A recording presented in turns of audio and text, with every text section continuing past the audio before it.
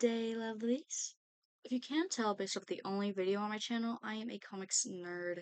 It's so bad if you opened me up, comics would probably be there instead of blood.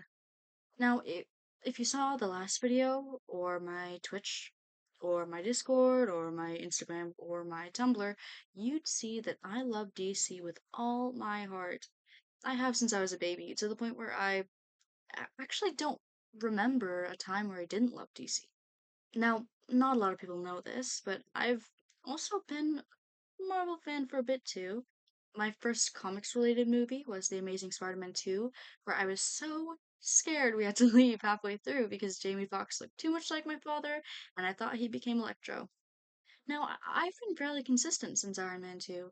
I watched every single movie that came out, unless they were Guardians of the Galaxy. I don't know why.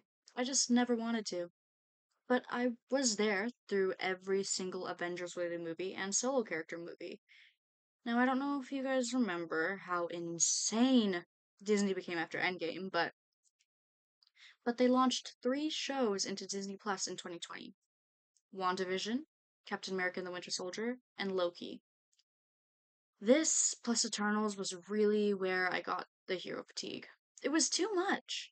But with the Hawkeye series and WandaVision, I had hoped that they'd simplify everything with a Young Avengers route, and I was so excited for the possible queer storylines and more female characters. But then they kept adding more and more and more and more and more and more and more and more. Don't get me wrong, I was still watching literally up until Thunderbolts because while I understand it was probably a great movie, I just I couldn't trust Marvel to make a good movie again. Now for DC, okay, DC shows are bomb. Young Justice, Teen Titans, Batman Brave and the Bold, Justice League Unlimited, all wicked shows, and the DCAU films were pretty well done. I just the the live actions. I pretty much gave up after Batfleck. Unfortunately, I did watch Justice League and Man of Steel, but that was it for a long time until Shazam came out. Then I watched everything but Justice League stuff, so Black Adam, Blue Beetle, and the Suicide Squad movies were what I took in. I loved the first Suicide Squad movie in the way commentary YouTubers love Hallmark movies, you know? Like, so bad they're brilliant. The most recent Snyderverse related movie I watched was the Flash one with the two Ezra Millers. Torture to watch them on screen, but I powered through for Keaton. As a comics fan, I felt really abandoned, frankly, by the franchises I loved so much. Sure, I loved reading comics, but most of the media I consumed was in video games or TV shows or movies, so it was really disappointing to experience the drought in all those areas within Marvel and DC. Eventually, I stopped caring for Marvel entirely, only watching the movies in hopes of them ending the multiverse. DC was too dark and moody, and Marvel was so complex and required way too much background knowledge. Until this July, where the two best hero movies I've ever seen came out. Superman and Fantastic Four. Now, if you haven't seen my last video, I did a deep dive into emblems and how with male characters, they represent something personal to them. But more often than not, women have emblems that just show their attachment to a male character. Examples of this are Batman and Batgirl, or Superman and Supergirl. Now, I hate to say it, but I can't excuse the supers.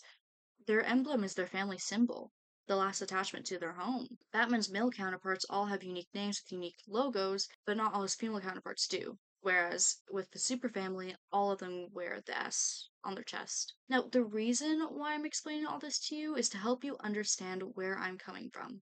For me, Superman has always represented hope due to his emblem for the House of L, because it literally represents hope. That's why I really hate when people try to argue that Omni-Man or Homelander could beat him or are more powerful than him, because they're not. Superman's humanity and hope keeps him going. He never has to fight the bile rising in his throat like Luthor. If anything, Luthor is more of a reflection of those characters than Superman. All of this is exactly why I just can't stand Man of Steel. But it's also why I adore Gunn's Superman. This movie respects its audience by pulling you into the world that is Metropolis in DC instead of forcing these characters into our bad, messed up world. Now, I can't go by scene and dissect it, that would take too long. But I can talk about Superman the character. In the beginning, he's in the snow, bloody after losing his first battle. Immediately, he's humanized for us. He's not a god or a superpowered alien, but a small town boy who bleeds just like all of us. When he's interviewed by Lois, he can't help but make everything personal and get upset because his choice to stop the Baravian War was a decision because of his hope for a better world and his love for life as a whole. There's this iconic moment where he yells, "People were going to die." And it's right there where we learn who he is as a person. It's not even just then where we see it. Those words follow every action he takes. My favorite scene in the whole movie is where he's fighting the giant monster and the Justice gang come in to help, but their job is only to kill the monster, not caring for the damage they bring. This is where you see him instantly rush to save people from the damage his friends are causing. Clark doesn't help in killing the monster because he can't kill, he just can't do it. All he wants to do is bring it to a different environment where it and everyone else will be safe. He even goes as far as to save a squirrel. That's crazy! And he keeps that humanity throughout the entire film and stays hopeful. In his final encounter with Luther, he does a whole monologue about how he's just as human as anyone else, and that it isn't a weakness, but his greatest power. And he's right. Luther is the smartest mind out there, but he fails because he can only envy others and yearn to watch them crumble under his heel. Superman defeats Luther because he trusted that everyone he interacted with would do good and would help him. And at the end of the film, we realize that that is correct. That's right. Everyone he encounters, even when they tell him that they won't do anything good, or that they're bad with that stuff, or that they can't help him, he convinces them to because he hopes for them. Now, onto Fantastic Four. I have the same exact notes about world building. Comic/hero movie 101, bring us into their world. The world building is fantastic, from wardrobe to set pieces to the props. They're in Times Square, but instead of no screens or modern flat screens, they're box sets that take up Times Square. They have accurate to the time cameras and just general technology. I will say that the street that Ben walks on in the trailer is shown a couple times. I don't think it's a spoiler to say it's his home street, like that's where he grew up as a kid. I don't think it's that much of a spoiler, but the scenes of it at night, they they feel like that old live action Mario movie and just general 70s camp movie sets. Even down to the pipes with smoke coming out of them and the weird fake brick. This movie is similar to Superman, where their sense of community and trust is what aids them in winning. It's all about family and how the one thing that connects us all is that sense of family. I mean, it's literally called First Steps, and Susan has a child. Her maternal desires and instincts end up being the thing that helps the team save the world. The most iconic scene, in my opinion, is pretty spoiler heavy, so skip a couple seconds if you haven't watched the movie. After Reed shares with the press that Galactus asked them for their son and the team denied the request, obviously, then all of a sudden the world turns against them like in Superman with the public. It eventually leads to an argument with Sue and Reed over the fact that he's even considering the possibility of them sacrificing their child. Eventually, she decides to go outside into the group of protesters.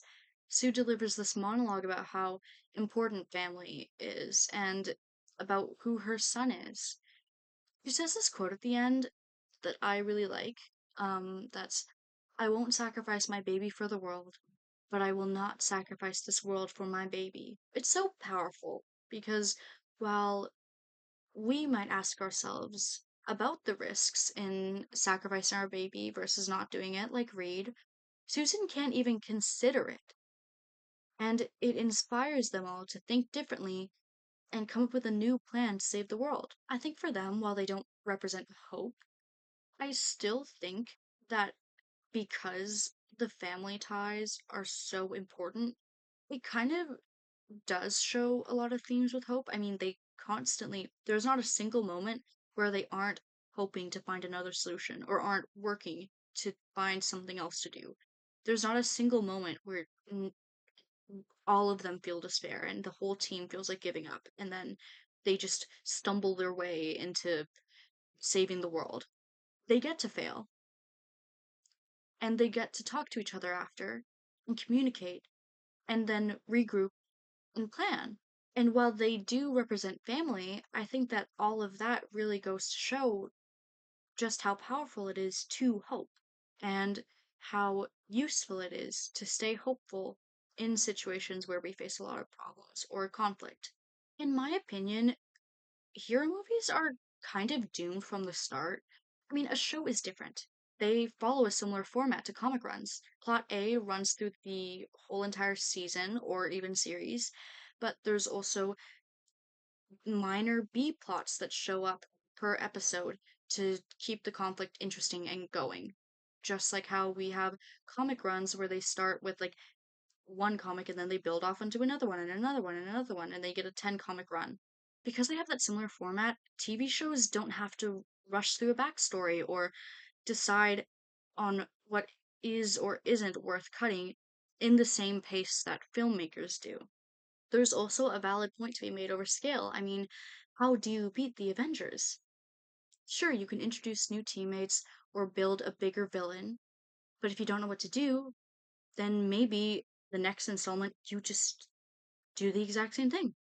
You add new teammates, you make them have a bigger bad, and then you get caught in this snowball that ends up where we are today, where cameos are expected, and then 3 out of 5 of the plot points that are in this movie that you've added are from other series and other movies and other characters and other universes. And you have a billion directors working on a billion projects that they don't even know what's happening with everyone else. They don't read all the other scripts. Why would they read all the other scripts? There's also the added pressure of doing that multiverse stuff because now, when you do a billion other things, all of them become connected and canon to each other. Instead of comics where you can have a billion writers writing a billion different things because they can just be out of this canon, out of that canon, in this world, in that world. I think what these stories do well is that they don't bother with the backstory. And the backstory is explained, but it's mainly through exposition in the form of interviews for them. And that's it. Because that's all you need. Now, people will always tell you to show, not tell. But in my opinion, that only applies to current issues or complications for them. For these characters, their backstory is old news. It's been told a million times. So when they treat it like old news, it becomes old news to the viewer as well. They also complete their story in the film. There's no major plot hole where you need to watch something else to understand or wait years for an obscure interview that explains it all. Now, for years, I was pessimistic on the future of hero films. But seeing this return to what made heroes so likable in the first place, their silly, colorful costumes, the excellent world building, and their hope, it's made me incredibly excited for what's to come. Am I going to watch Avengers Doomsday? I don't know. Probably not. But when the first trailer comes, I might not be so quick to criticize like I have in the past. I hope you enjoyed this ramble. This took a lot of money as I watched each film 3 or 4 times, but I hope you enjoyed it.